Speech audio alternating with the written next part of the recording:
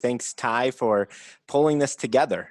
This is not an easy endeavor, and I think it started off thinking, hey, something small, people will get connected, and now it's grown into what it is today. And it's just awesome to see educators from not only South Dakota, but across the country coming together to learn, to collaborate, and just be connected today. I think that's the one thing we're missing the most in this whole distance learning is that connection, that feeling of okay. So please feel free to use the chat.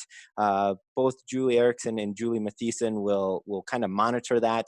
I have built in time throughout the slide, so there will be 4 shifts, and we'll get into those. And after each shift in education to consider, we'll kind of take a little break for questions and answers there. So, but Julie Erickson or Julie Mathieson, if you see something urgent that we need to kind of stop and address, please don't hesitate, interrupt me.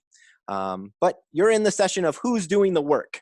And the idea here around this is there's a lot of pressure right now on educators, a lot of pressure every week to produce a week worth of material, a week worth of items in this distance learning. And so the real question is who's really doing the work? My name is Travis Lape. I'm the District Innovative Programs Director with the Harrisburg School District. I've been in this role now for 3 years, and as the District Innovative Programs Director, my role is really to start to think differently about how schools work, how we operate, and what are the things that we offer our kids every single day right in our buildings. And so the whole hope of this and the whole passion for me is that I have 2 young boys. I have a 1-year-old and a 4-year-old. And those boys are the love of our lives.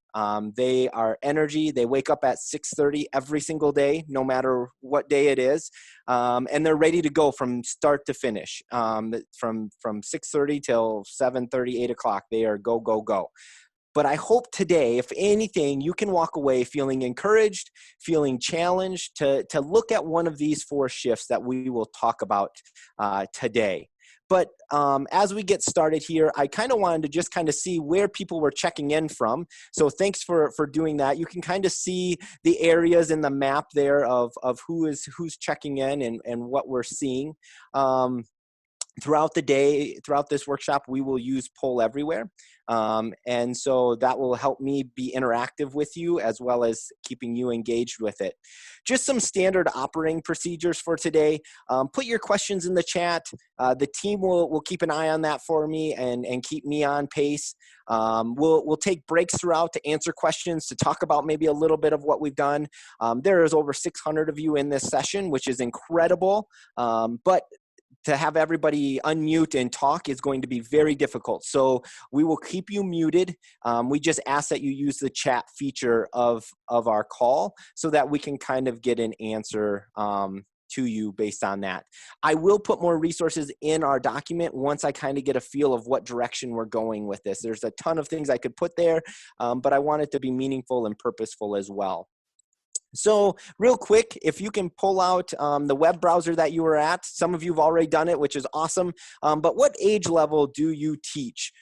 This will kind of help gauge where we're at and give a little more information for me of kind of who's in the room.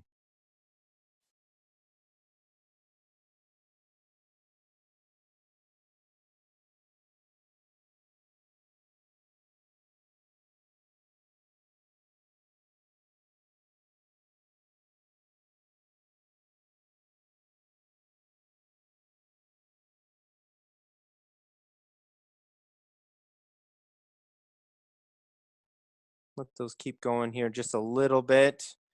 Let people get in. Some people are putting it in the chat, which is great. If you open up a web browser and you go to pollev.com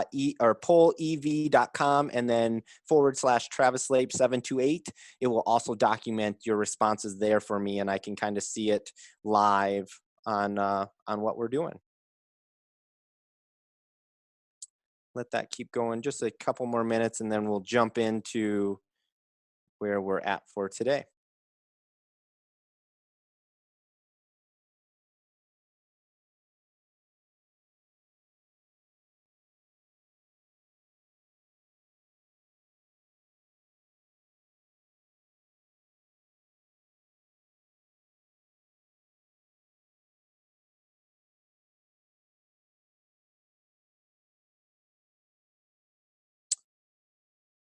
So it looks like right now, just based on results coming in, 47% of our group is in elementary, 14% is middle school, 23% is high school. We've got some tech coaches, instructional coaches in here as well.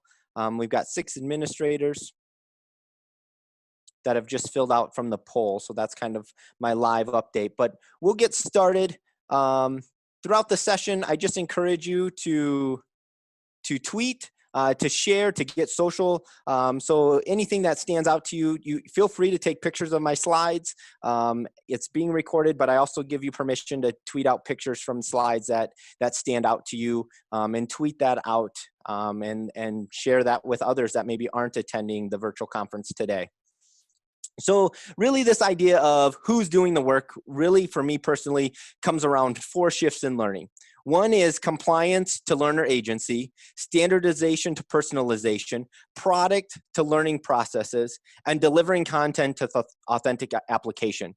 Distance learning is not easy on kids, parents, or teachers. Let's be serious. We were not built for this. Jason talked about it this morning. Our system was not built for this. I think back to my college experience. I did not sign up for 6 online classes in one shot. The reason I knew the online classes were going to take more time and more dedication than just showing up to class. I could show up to class, I could sit in my class, I could go home, do the readings, do the assignment, be done. But I knew the online class was going to be different because I was the one that had to be in charge of it. I had to take ownership. And so I couldn't just be compliant and go to class. I had to drive my learning. And so I didn't take many online classes because I didn't trust myself. I didn't understand myself as a learner, but I didn't have the learner agency in college, especially as a freshman, to make those decisions. Now we're asking kindergartners all the way through our seniors to stand up every day, wake up, and do learning. And if we haven't put in place some learner agency habits, some structures in place for them, this is difficult. This is new.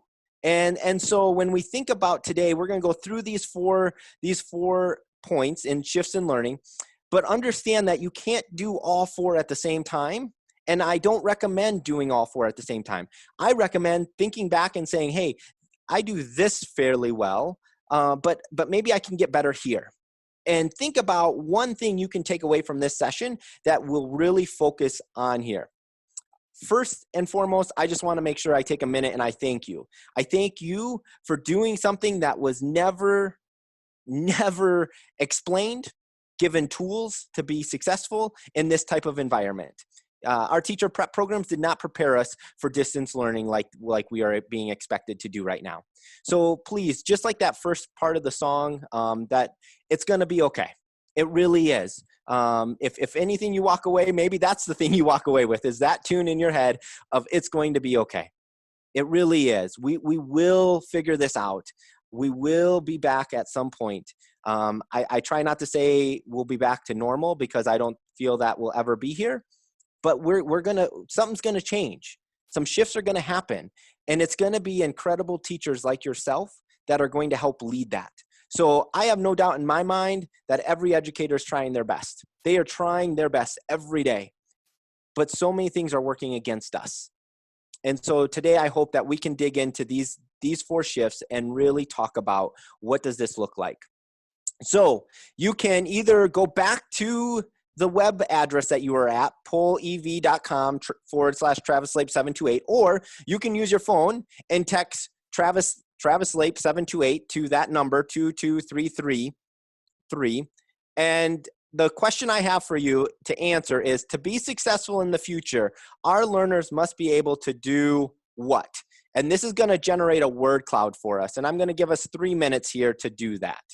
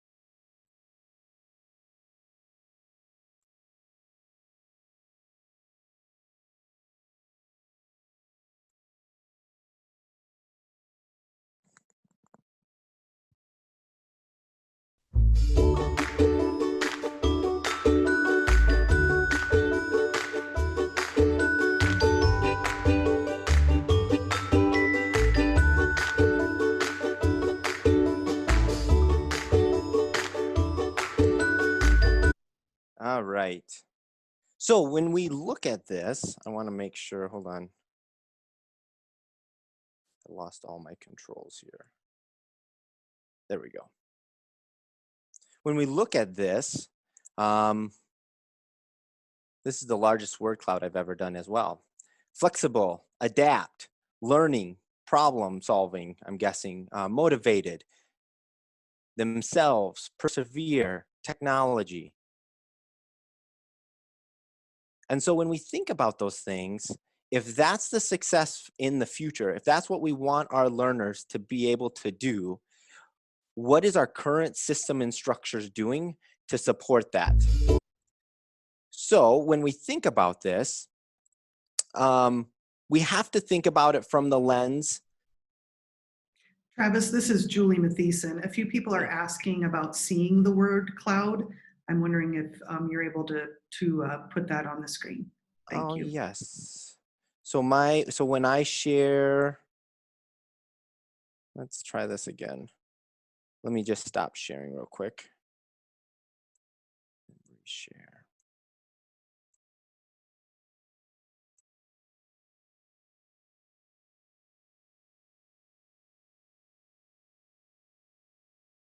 Does it show up now, Julie?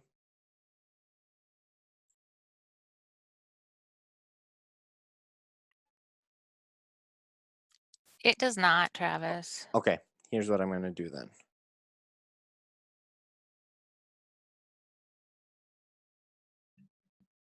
Sorry, I might have been on mute there. I believe Julie Erickson put the link in the chat. So it is there if people want to go see the word cloud. Perfect. And I'm also just going to do,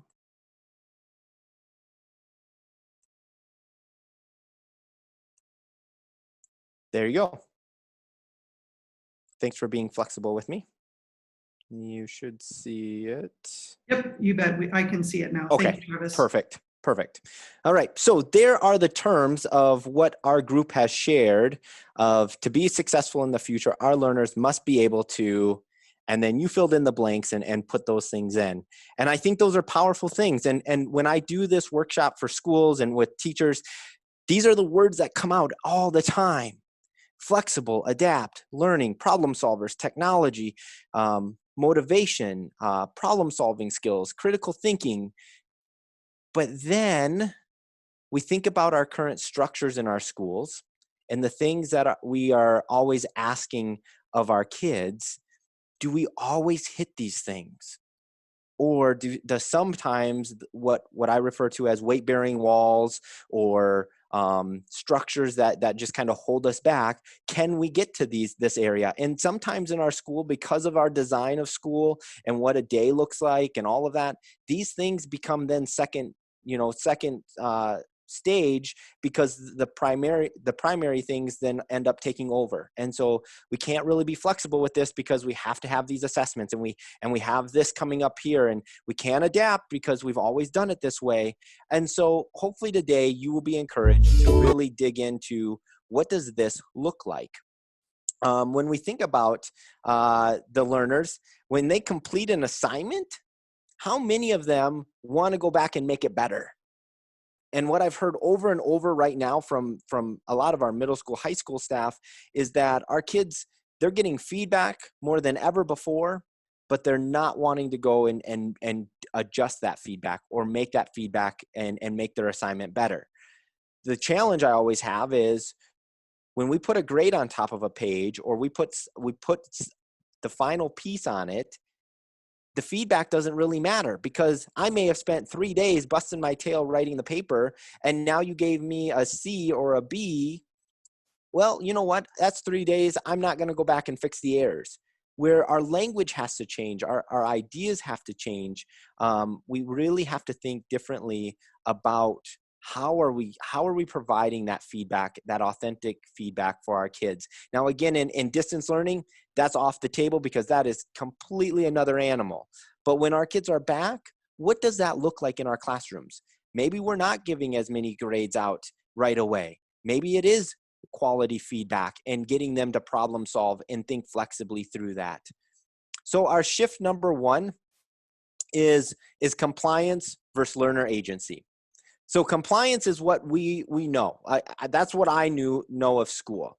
For me, compliance was I showed up, I sat at my desk. At this time, we went as a class to the bathroom. At this time, we had lunch. And at this time, we went to recess. And at the end of the day, I got on the bus and I went home. And it was just compliance after compliance after compliance. But then my freshman year of college, I had to make a lot of decisions for myself because A, I was the first one to ever go to college from my family.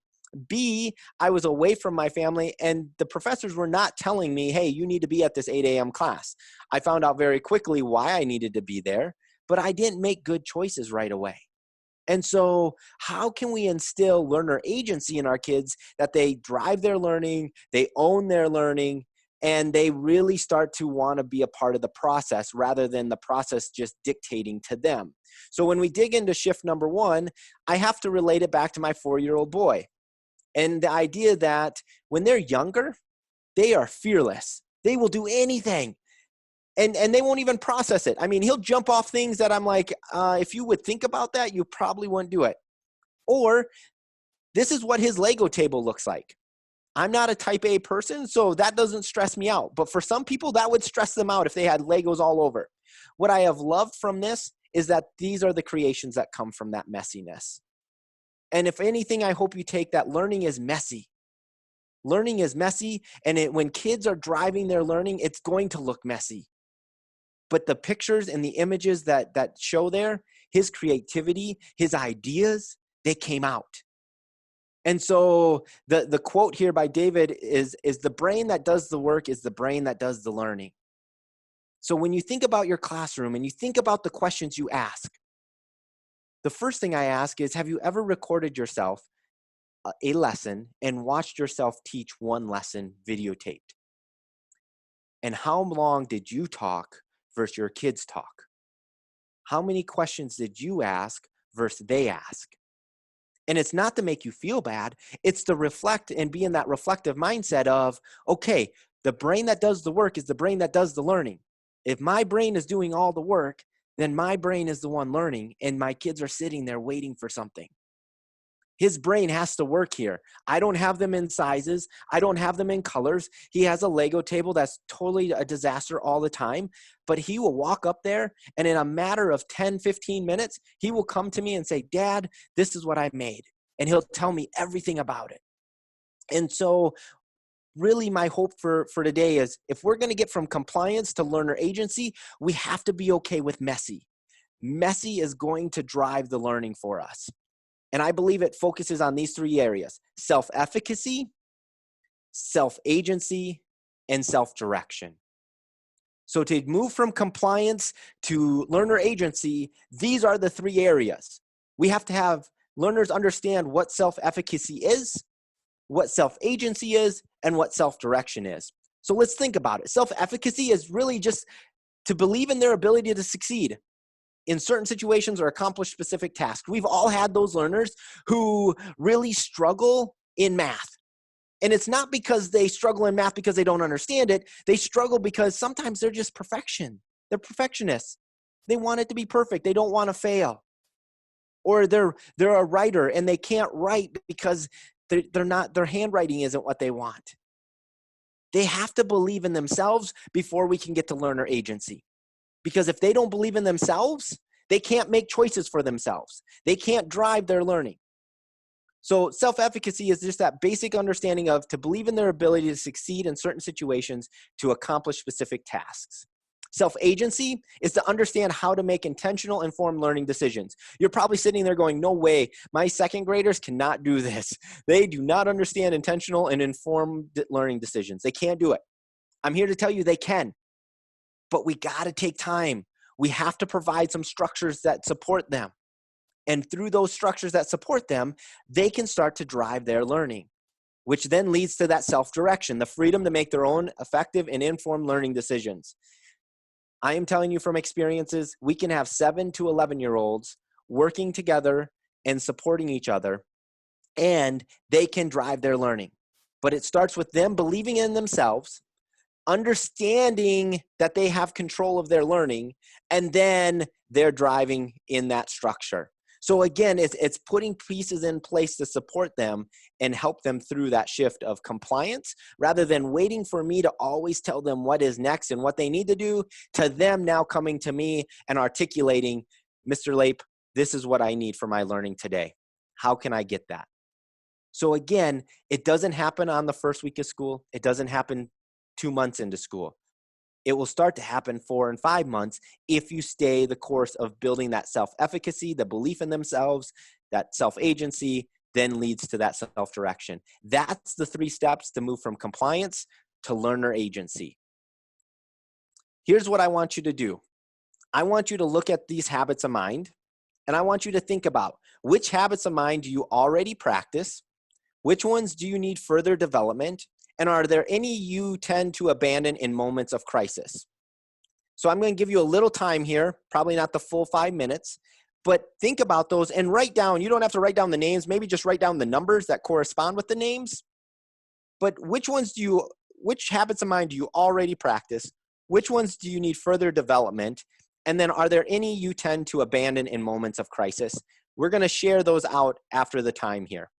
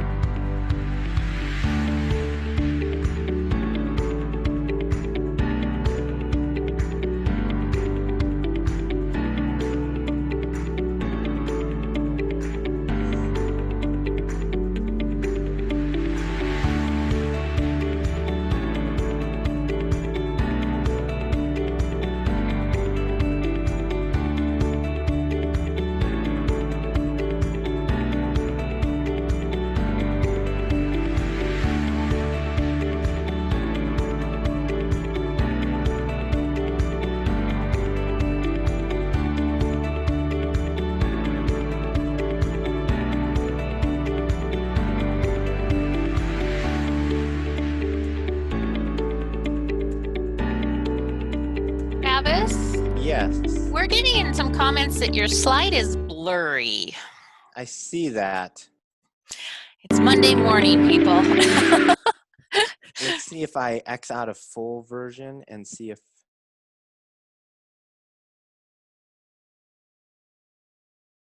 I can open this up if that helps any.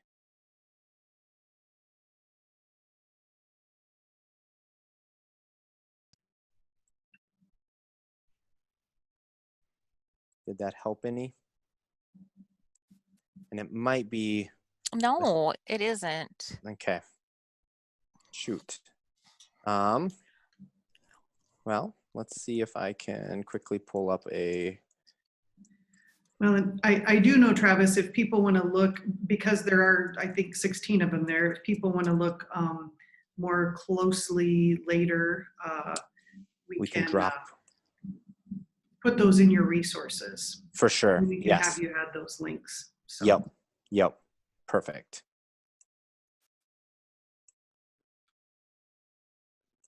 I don't know if this is going to help or not. Oh, no. we'll just talk through these a little bit, and then we'll continue on. Hold on here. Go back. Perfect. So when you start to drop things into the chat now, what habits do you already practice? When we look at these, the tendency is most of the time we practice persisting, listening with understanding, thinking flexibly, striving for accuracy, because that's what educators are always working towards. Those are some of the things that we have. A lot of our kids responding with wonderment and awe. The technology, the phone has taken that away. Like, how do we build that back into a habit for our kids of just responding with wonderment and awe about the world around them? That can include so many different things, but how do we build that for them, because they do live in such a technology driven way? I'd be interested, which ones do you need to further develop? Which ones do you see here that you're like, yeah, you know what, that would be something that I would want to develop? So if you could just drop those numbers in.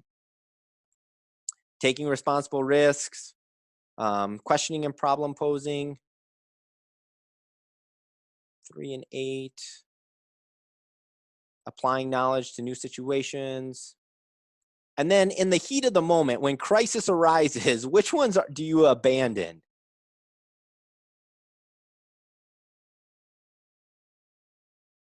And you can start to see the numbers and kind of the trends. I know personally for me, persisting, when I am in a moment of crisis, I am looking for the answer. I am not going to persist. I just want the answer. And our kids do that. Our kids do that as well. Like in the moment of crisis, all they want is the answer, or what is it that you want? So if we're pushing up against a deadline, or we're really trying to get this done, that will go out the window. Thinking about your thinking, that was one that was abandoned. Managing impulsivity is another one that goes usually away in a moment of crisis, because you're either going to go off the handle, or you're going to just shut down and be done talking. And so it's good for us to understand this, but to truly move compliance to learner agency, I believe, and this is just me personally, these 16 habits are essential. They are essential skills that you and I use every day of our lives. These should be what we are doing with kids every day. We should be building this into our curriculum. We should have these conversations. Our language should change. Our language should change. So striving for accuracy, how can that be built in? Thinking about my thinking. You've got the learners in your classroom who raise their hand after giving directions and say, I don't get it. Well, how could you think flexibly to do this? How could you think about your thinking? How could you use what we've already done to apply it to this? So again, just changing our language, getting better at making sure we're using these terms. Kid goes out on the playground and has a rough recess time. How did they manage their impulsivity out there? Well, I didn't. Okay, what did you do? What could you do next time? Again, simple language changes can start to reframe the brain and what the brain is thinking. And so remaining open to continuous learning, rather than having them shut down when things get hard, how can we get them to be open to continuous learning? So again, really thinking about intentionally using these language pieces. There are tons of activities. I will have this in the resources. We do the first 10 days of school. We structure it all around the habits of mind. And we do activities. We build our team, our culture, our structures from this. And this is what then paves the way for our year, so that we can constantly come back and talk about them. And so again, I'll put more resources in there as we go today.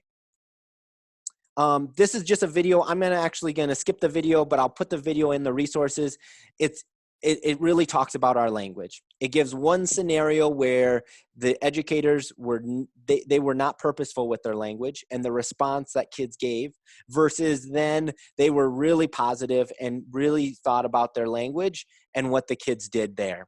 So again, language matters. And to move from compliance to learner agency, we really need to think about our language and how that works. The last piece of this first shift is conversation versus consequence.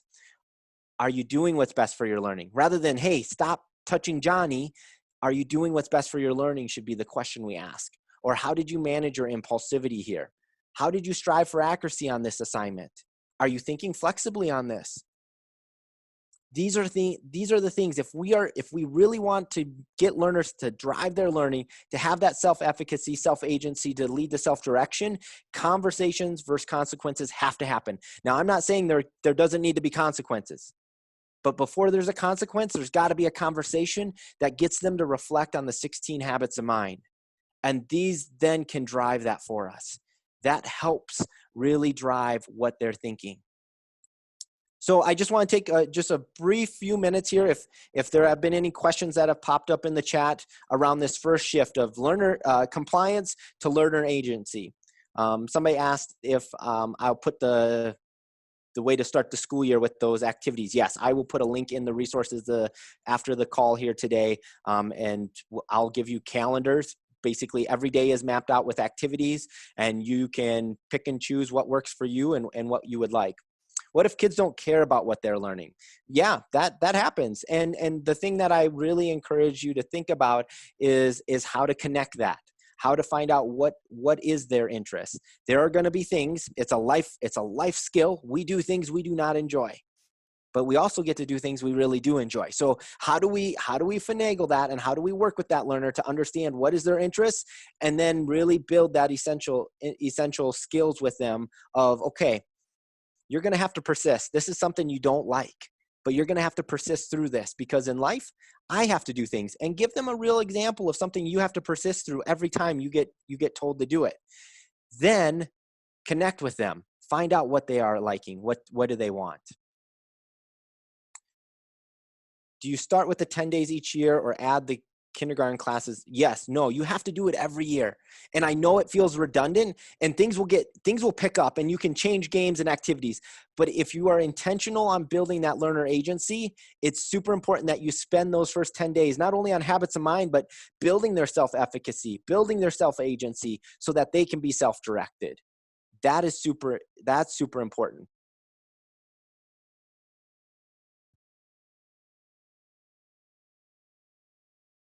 Standardization to personalization. That's shift 2. We are all trying to standardize learning right now in distance learning, and that is difficult because you all know in your classrooms you have 20, 28, maybe 30 different learners that are learning differently. And every day you have to differentiate and try to meet their needs, where they're at and what they have, and now you're trying to standardize that. Prime example is our kids that receive supports and services. Distance learning is super difficult for them. And so how do we take something that has been standardized to say, this is what all second graders need, to now say, hey, how can I look at all my second graders and really get to where they're at? Because I know I've got some second graders in here reading at a level 40 DRA, and that is high level reading versus kid that still needs foundational reading. And how do I make that happen? What does that look like? So our shift number 2 has to be around this idea of, does school have to have grade levels? And what does that look like? Because if we're really going to think about personalization, how do we hone in on this to make it innovative relative to our kids and still getting them what they need? So when we think about that, we have to come back to some research, some supports. One is interactive videos. Distance learning has pushed teachers to think about interactive videos. Prime example, I'm printing 3D bands and headbands for medical staff for PPE resources. I'm not the greatest individual at the 3D printers, but I have one, and I've just gotten 5 more, and I have to build these 5. But I found an incredible interactive video that the guy is an incredible teacher. And I built 5 3D printers, and they're all running. They all work. All screws, nuts and bolts are there. It works. So the power in the interactive video is the ability to watch and rewatch and support our kids through this.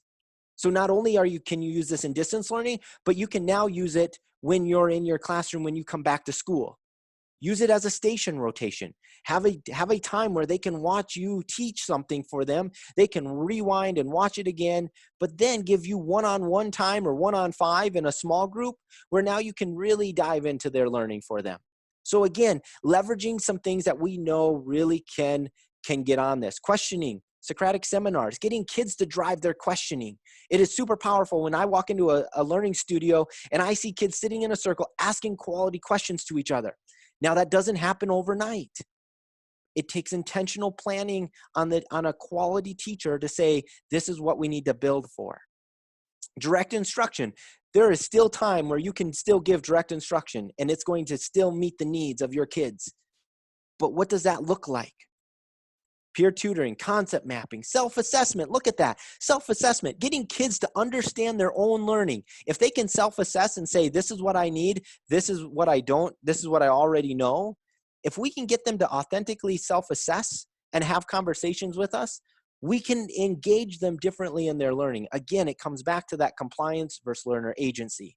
Reciprocal teaching, problem solving, self-efficacy, and goal setting. All powerful things when we think about how do we move from standardization to personalization. These are the keys. If we're going to do it, you got to figure out how do we do goal setting, because every kid is going to have a different goal and a different motive to what they're working for. That's how we get them to be self-directed. Problem solving, that happens by building the habits of mind. Myth number one, when we think about standardization to personalization, technology is the key component of personalization instruction. It is not. It can't be.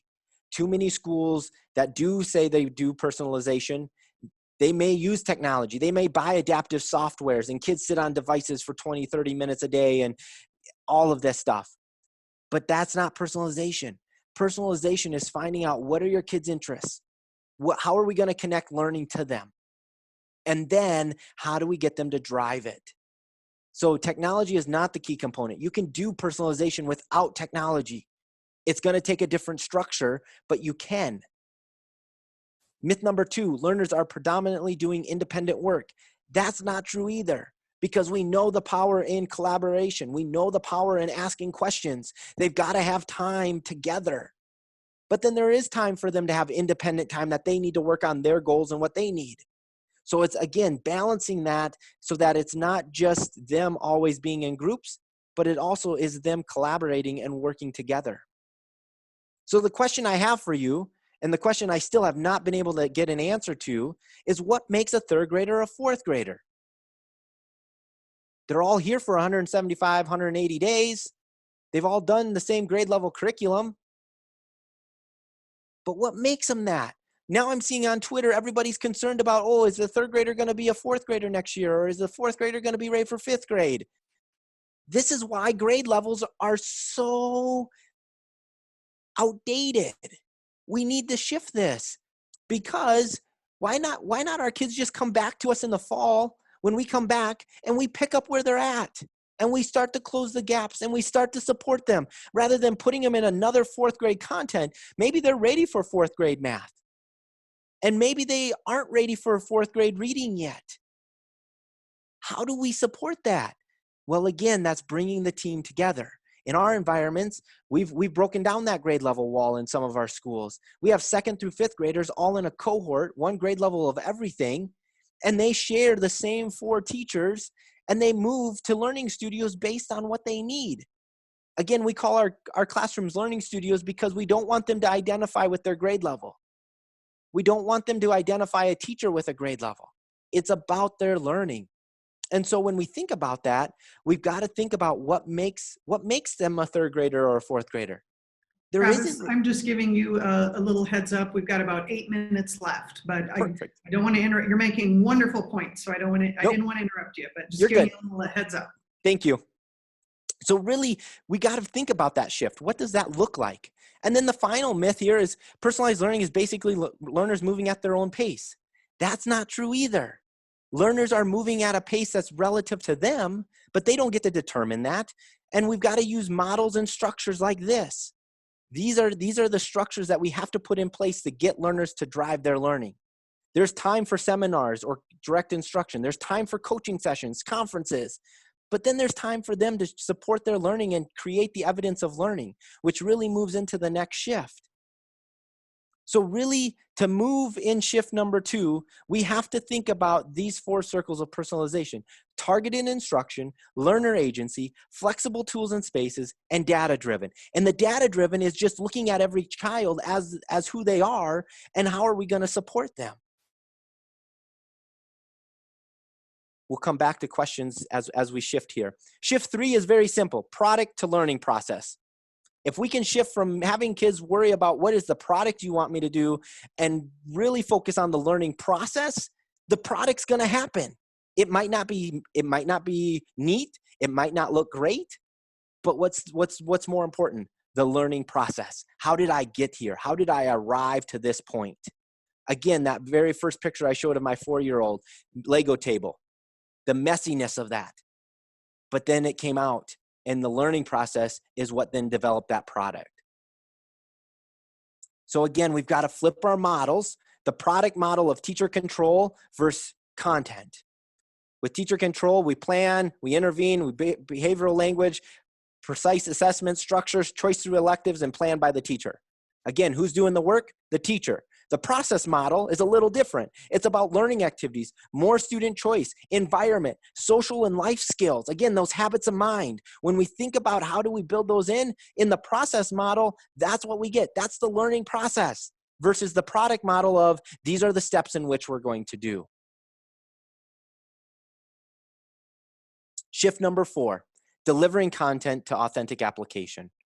We deliver content, the standards, the curriculum, or do we have authentic applications where we bring in experts from our community to connect learning to real life?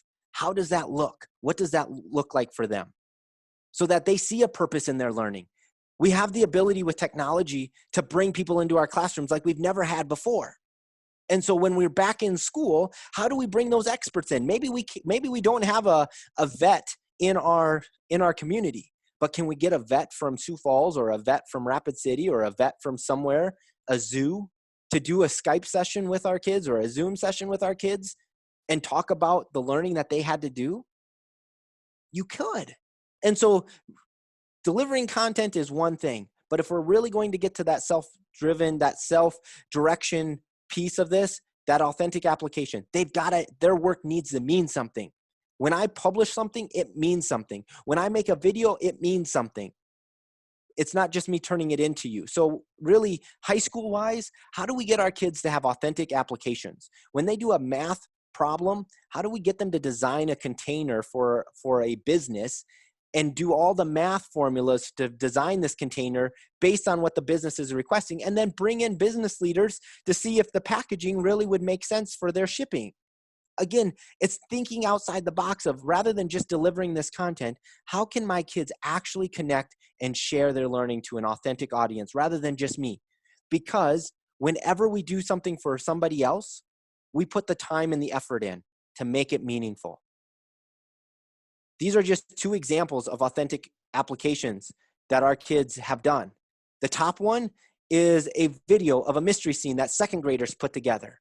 They had a mystery that they had to solve, and they went through and made a video explaining how they solved the mystery based on the clues and all of that they were working on. The bottom one is how a cell divides in science, 6th grade science. They used stop motion animation, and they had to show the phases of how a cell divides. And they created the video. There is audio to it, just not in the presentation for this purpose. So again, now they're showing each of the phases, and now that's authentic. We could share that. We could, again, have somebody come in.